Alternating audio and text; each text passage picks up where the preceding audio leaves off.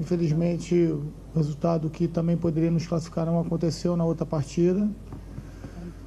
Apesar de que ficamos sempre focados no nosso resultado aqui, na nossa partida.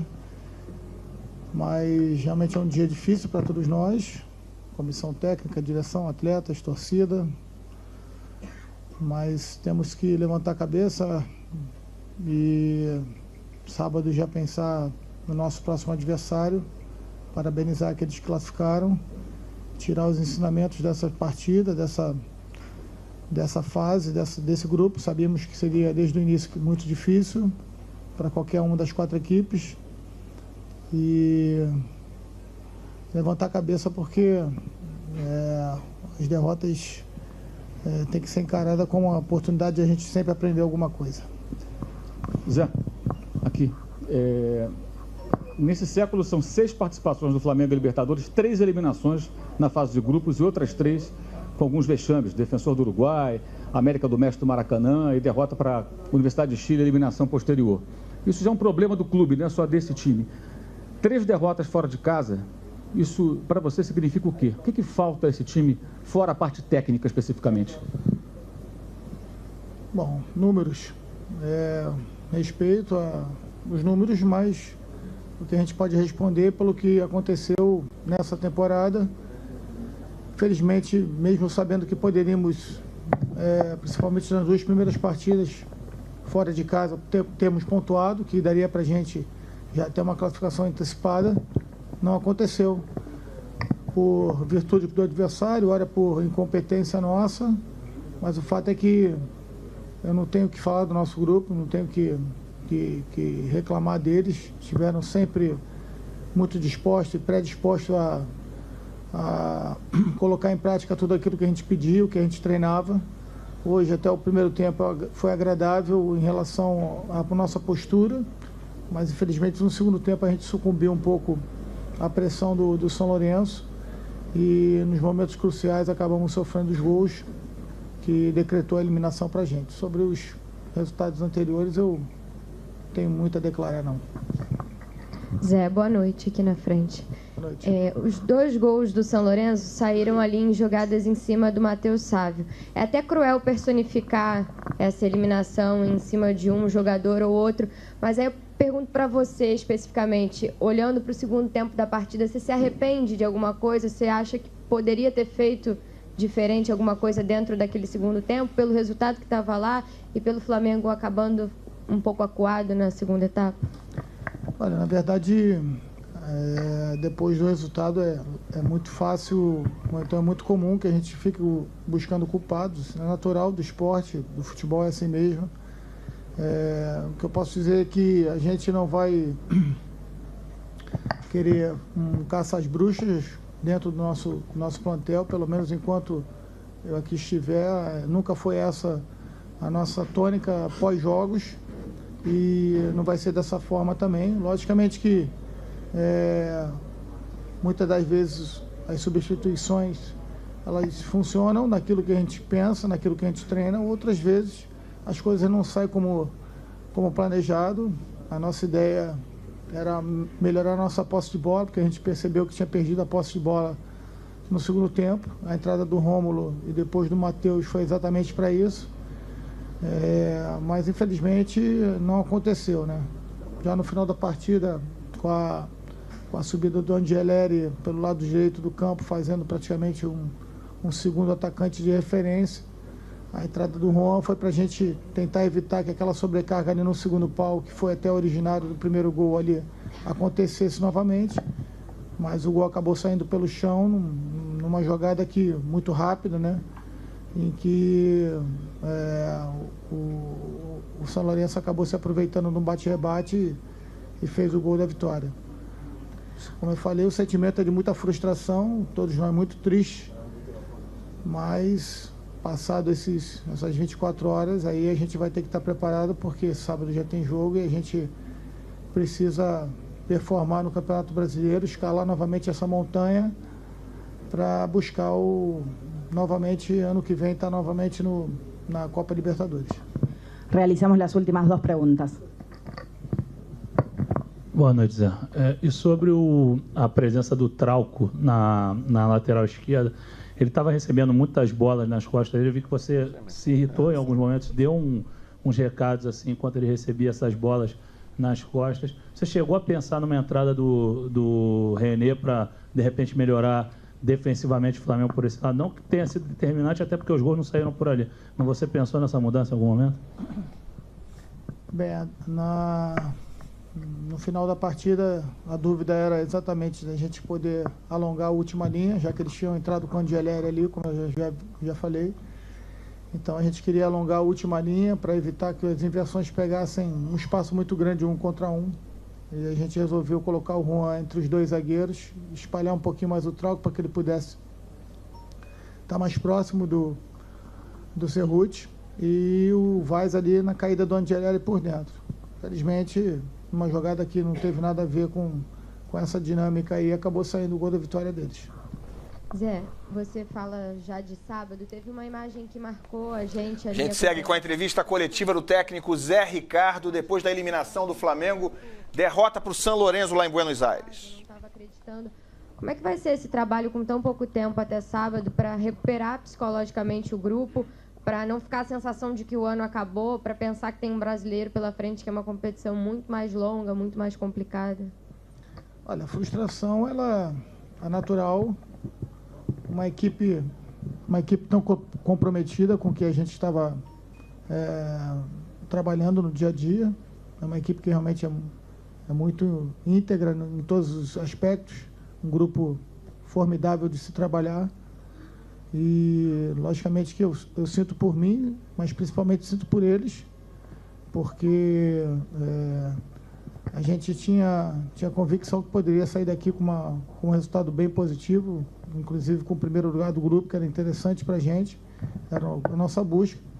E você vê no último lance, praticamente da partida, ver isso por terra, a gente realmente se frustra bastante, mas eu acho que esse tipo de sentimento vai durar aí mais um dia, porque amanhã, sexta-feira, quando a gente estiver no campo, a gente já começa a levantar essa poeira aí para a gente poder trabalhar para o jogo de sábado. Lógico que uns vão sentir um pouco mais, outros menos, mas tenho certeza que todos já vivemos frustrações no esporte, vivemos conquistas, frustrações, e que a gente consiga entender que isso tenha que servir de aprendizagem para a gente. Parabenizar o São Lourenço pela classificação, pela recuperação, parabenizar também o Atlético Paranaense e buscar os nossos objetivos daqui para frente.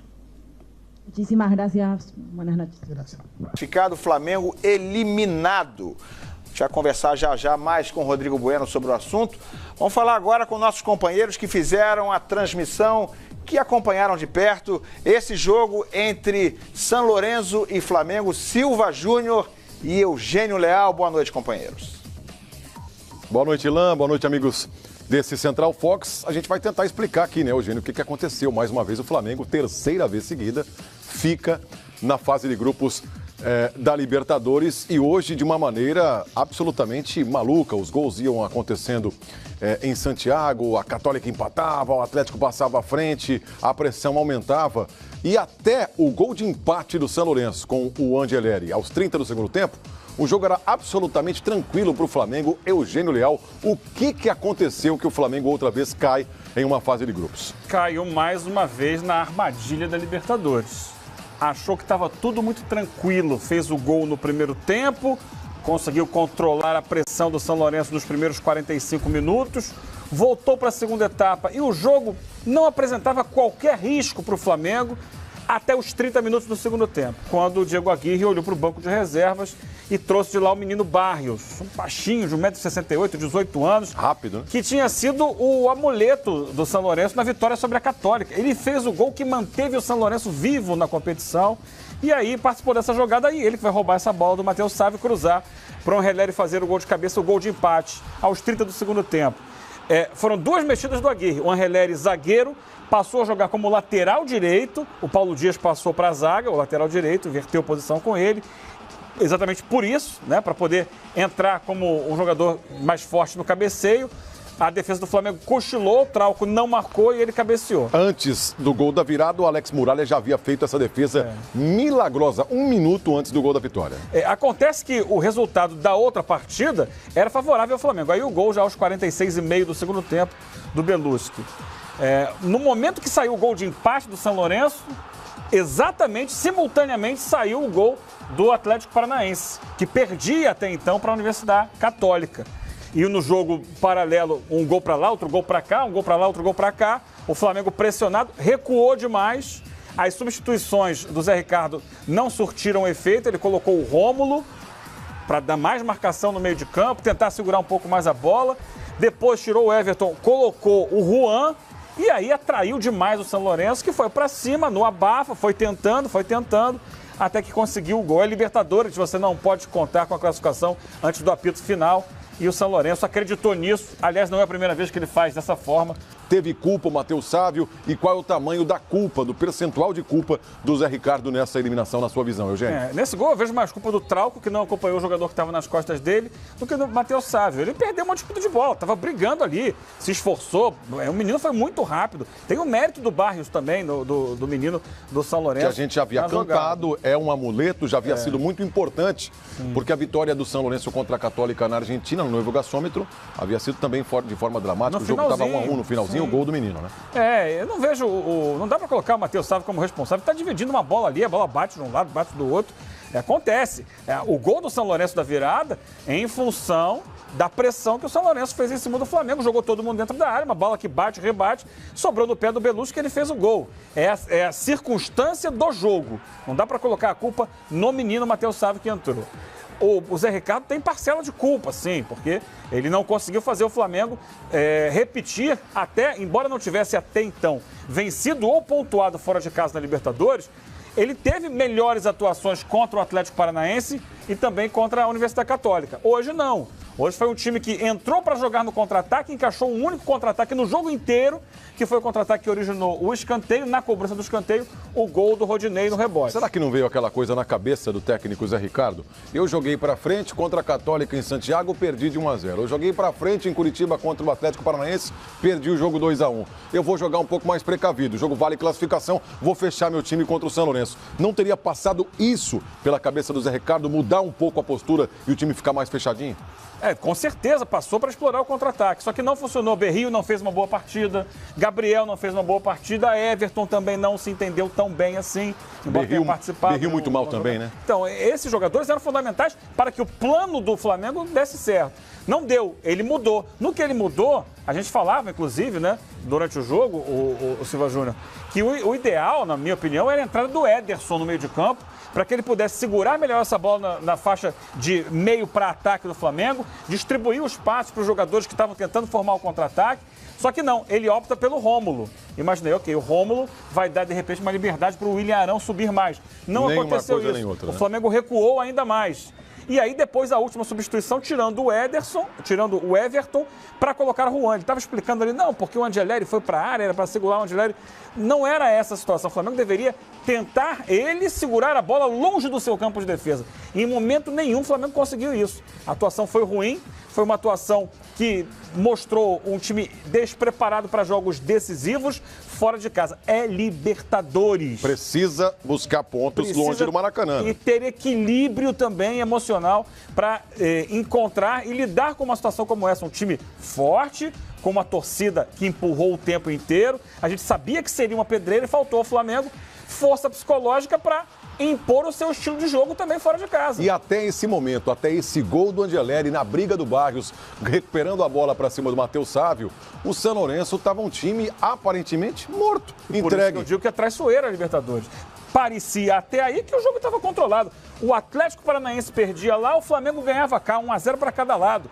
Tá resolvido. E aí o Flamengo talvez tenha acreditado nisso. Não, tá bom, não vou me esforçar para fazer um segundo gol, não vou segurar essa bola no ataque. Tá bom para mim, tá resolvido. Só que as coisas mudaram em 15 minutos.